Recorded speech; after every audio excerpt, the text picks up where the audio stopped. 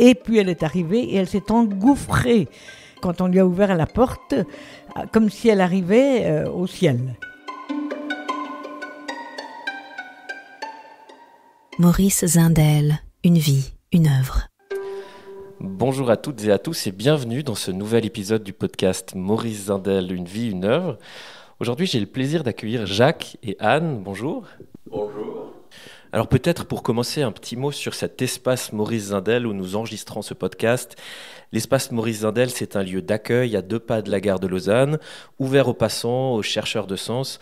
C'est un espace où l'on peut se rencontrer au rez-de-chaussée, on peut boire un café, on peut échanger, mais on peut également descendre quelques marches pour accéder à une chapelle, un espace de méditation. On y retrouve également la fondation Maurice Zindel. Donc c'est un lieu d'intériorité au cœur de la ville de Lausanne.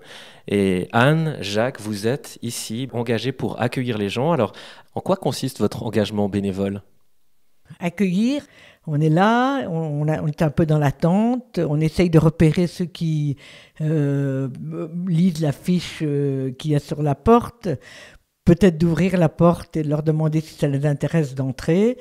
Alors parfois, oui, ils sont intéressés et on les amène à l'intérieur, on leur explique un peu ce qu'est le centre, un tout petit mot sur qui était Zindel, et puis on leur propose de visiter. Et à ce moment-là, donc, il y a un échange en parlant avec eux qui se fait spontanément s'ils sont intéressés. Nous avons été contactés pour une formation à l'écoute qui a été fondamentale, à mon avis, dans le cadre de la spiritualité de Maurice Zindel. Donc, nous avons fait ça entre fin 22 et début 23, suivi ensuite par une introduction à la pensée de Maurice Zindel par Marc Donzé. Tout ça, ça a été, le résultat, à mon avis, a été absolument remarquable, par ce qu'il a créé une cohésion du groupe autour des questions de la foi et entre autres dans des tête-à-tête qui ont été très profonds dans une confiance absolument réciproque. Anne, expliquez-nous une rencontre qui vous a marqué. La dernière rencontre qui m'a marquée, parce qu'il y en a plusieurs, c'est une dame qui est arrivée. Elle venait de France, et puis elle est arrivée et elle s'est engouffrée quand on lui a ouvert la porte, comme si elle arrivait au ciel. Alors, elle était très émouvante et on lui a donc accueilli et expliqué un petit peu ce qu'était le centre Maurice Zindel ici. Et elle est descendue à la chapelle, il y a eu la messe et elle était absolument... moi, je crois au ciel. Et le fait de partager votre foi, qu'est-ce que ça vous apporte à vous personnellement ? J'ai passé, je dirais, ma vie en faisant partie d'associations religieuses ou pas, en tant que bénévole ou en tant que prenant des fonctions exécutives dans ces différentes associations qui peuvent aller du Mont-Saint-Michel à Saint-Jacques-de-Compostelle, à une fondation au Vietnam de chirurgie cardiaque. Dieu, à ce moment-là, restait pour moi un Dieu extérieur. Et c'est en face de cette pensée de Zindel que je me suis dit, comme le disait Saint-Augustin, tu étais au-dedans de moi alors que c'est au-dehors que je te cherchais. Et c'est donc en fonction de ceci que la pensée de Maurice Zindel m'a ramené à une autre forme, je dirais, de structuration par rapport à mon Dieu. C'est-à-dire que finalement, c'est dans cette recherche par rapport à ces méditations que je cherche mon intériorité pour y découvrir le Dieu qui est amour. Et donc, je me suis aperçu que finalement, le silence, le recueillement me parlait finalement, et dans un temps où, effectivement, en étant à un stade, je dirais, quasi nonagénaire, le fait d'avoir à réfléchir non plus sur ce qu'a été ma vie, devant l'impossibilité maintenant de me dire je peux prendre des fonctions exécutives pour la suite de ma vie. Ma vie, elle est forcément, s'approche un jour ou l'autre de sa fin, je dirais. Et c'est en fonction de ceci que finalement on se retrouve à réfléchir plus profondément à cette notion qui est la mort et donc finalement quel avenir nous est promis par Dieu. Et c'est finalement dans cet amour du Christ qu'on retrouve finalement une joie. Donc même si on n'a plus la joie de réaliser personnellement des choses importantes ou des choses comme ça, comme on a pu le faire pendant la vie, eh bien c'est un autre choix que l'on fait. C'est le choix de Dieu et la croyance que l'on a de l'avenir dans Dieu.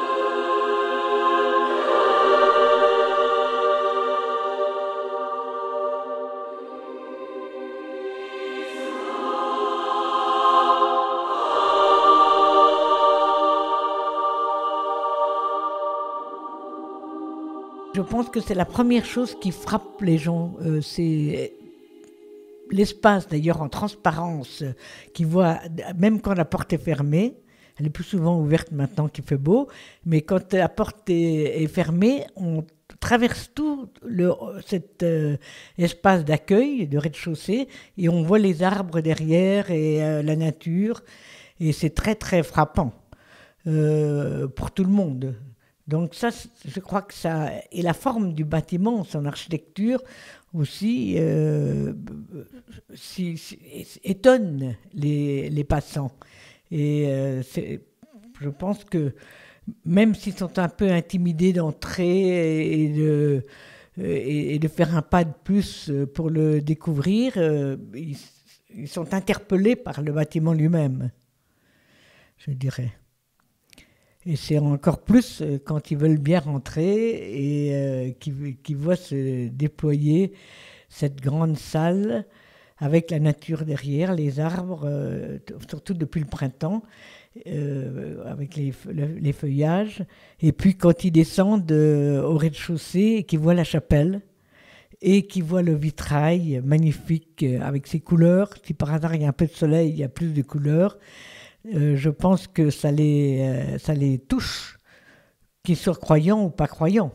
Ils sont touchés par la beauté du lieu, peut-être un peu étonnés par la salle de méditation, pour certains, pour d'autres c'est plus familier. Et bon, je crois que c'est un espace où la pensée de Maurice Zindel peut se déployer harmonieusement. Alors vous disiez justement tout à l'heure, quand vous rencontrez des gens, une des choses que vous faites, c'est de dire quelques mots sur Maurice Zindel. Vous leur dites quoi aux gens de la rue sur Maurice Zindel ? Bon, on essaye de expliquer en 2 mots qui était Maurice Zindel, le personnage, quand il a vécu, comment il était, comment il a été connu ou apprécié ou rejeté, parce que sa parole était quand même suffisamment riche et complexe pour que peut-être certaines personnes ne soient pas forcément en accord avec sa façon d'être. D'après ce que j'ai compris, j'ai cru comprendre, en tout cas, c'était un personnage, comment dire, avec une espèce de passion profonde pour les autres, pour l'être humain, pour Dieu dans l'être humain, mais en même temps un peu baroque, je ne sais pas comment dire, dans sa façon d'être. Et il me semble, moi je ne l'ai pas connu personnellement, je regrette profondément, parce que je crois que j'aurais aimé pouvoir le voir dans sa gestuelle, dans le ton de sa voix, qui est rendu parfois par au moment de l'inauguration du centre, on pouvait entendre sa voix, mais j'aurais aimé le connaître en chair et en os et pouvoir découvrir sa spiritualité, sa profondeur, comme ça, de visu et d'ouïe directe. C'est vrai que sa voix est étonnante, assez théâtrale comme ça, hein, et puis quand on a l'occasion de l'entendre, Oui. On imagine le personnage. En même temps, vous l'avez rencontré à travers ses textes, j'imagine. Oui, tout à fait. En quoi est-ce qu'ils vous ont touché, ces textes ? Oh, ben moi, je crois que j'ai été bouleversée par les textes qui montrent comment Dieu est quelqu'un de fragile qui est en chacun de nous. Mais même ça m'émeut d'en parler, mais ça m'a littéralement sidéré de penser que Dieu était fragile. Bon, je sais que la vie du Christ a été horriblement douloureuse, parfois lumineuse, mais douloureuse aussi, avec son chemin de croix et sa mort. Mais j'avais jamais pris conscience de sa fragilité en chacun de nous. C'est difficile d'être interviewé quand on est ému par cet aspect-là de la découverte de Maurice Zindel, de ce que exprimait Maurice Zindel, que nous a appris Maurice Zindel. C'est vrai qu'il y a quelque chose de très frappant parce que donc Maurice Zindel, Etty Hillesum aussi, qui est sa contemporaine, il y a eu comme ça des peut-être aussi par rapport à l'histoire du XXe siècle, des penseurs, des spirituels, des théologiens qui ont perçu cette fragilité, cette pauvreté en Dieu. C'est assez extraordinaire, mais alors qu'est-ce que ça change dans la vie spirituelle de tous les jours ? C'est son côté d'être en attente, en chacun de nous, dans l'attente qu'on vive avec lui. Ça change profondément les choses parce qu'on n'a pas envie de le laisser attendre indéfiniment. Donc, on fait beaucoup plus attention à lui. Et on aimerait, je ne sais pas, moi je pense par exemple à mes proches qui ne connaissent pas Maurice Zindel, avec qui c'est peut-être difficile parfois d'en parler. Et on aimerait qu'ils ne soient pas indifférents. Certains dans ma famille peuvent être rejetants ou indifférents ou avoir un peu peur de cette relation à Dieu, je ne sais pas. Et ça, on aimerait leur montrer que c'est de l'amour qui nous attend. C'est de l'amour qui nous attend, mais qu'il faut y prêter attention. Que Zindel montre bien comment on n'est pas forcé. On n'est pas forcé, on est libre complètement. Alors dans l'accueil, c'est intéressant parce que si on sent que chez les personnes qui viennent nous rencontrer, il y a une attente de quelque chose justement de ce que nous vivons avec Maurice Zindel, à ce moment-là, on peut commencer à donner plus d'indications sur ce Dieu qui est intérieur à nous et qui nous aime et qui est dans l'attente, et pauvre parce qu'il est dans l'attente, et que si on lui répond, ça change, j'allais dire, ça change sa vie à lui aussi, à Dieu, à ce Dieu, à notre Dieu. C'est pas banal ça, hein, de penser que notre réponse influence ou a un impact sur Dieu. C'est quand même assez extraordinaire. Je pense aussi, puisqu'il est là à attendre. Donc forcément, si on lui répond, je pense que ça change quelque chose pour lui. On n'est plus dans une sorte de dissymétrie, on est dans un certain rapport de responsabilité, au fond, par rapport à Dieu. Oui, c'est ça. De responsabilité par rapport à Dieu, mais aussi de responsabilité justement dans ce témoignage que nous sommes censés porter. Je pense qu'il faut garder beaucoup d'humilité de toute façon. que c'est très important, une humilité où on se laisse un peu porter et on est attentif. Et puis, on ne croit pas qu'on est tout-puissant. En tout cas, déjà, Zindel nous explique que Dieu n'est pas tout-puissant. Et nous, encore moins. Donc, voilà. C'est la rencontre avec respect, je pense, et humilité. C'est la rencontre. Oui. Eh ben, c'est une magnifique conclusion pour notre petite discussion. Merci beaucoup, Anne. Merci beaucoup, Jacques, pour ce partage. Je crois qu'on s'est rencontrés, finalement, aujourd'hui.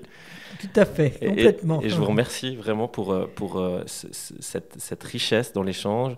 Je vous remercie aussi de nous avoir expliqué un petit peu quels sont les enjeux et qu'est-ce qui se passe ici dans l'espace Maurice Zindel. J'espère que ça permettra à celles et ceux qui nous écoutent si c'était de titiller la curiosité, peut-être pourquoi pas, de venir pousser la porte de cet espace Maurice Zindel ici.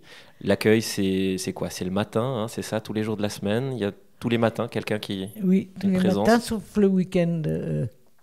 Il y a 2 ou 3 personnes qui sont là et qui attendent et qui font le même type d'accueil que nous faisons aussi, mais chacun avec sa personnalité très différente. Ouais. Et je pense que tous, ils ont du plaisir à le faire. Et en même temps, voilà, c'est encore relativement nouveau. Hein, cet espace a été inauguré en mai, c'est ça? Oui. Ouais. Encore une fois, voilà, pour celles et ceux qui nous écoutent, bienvenue. Et nous, on se retrouve dans 2 semaines avec un nouvel interlocuteur pour poursuivre cette découverte de Maurice Zindel et de l'héritage qu'il nous laisse aujourd'hui. Maurice Zindel, une vie, une œuvre.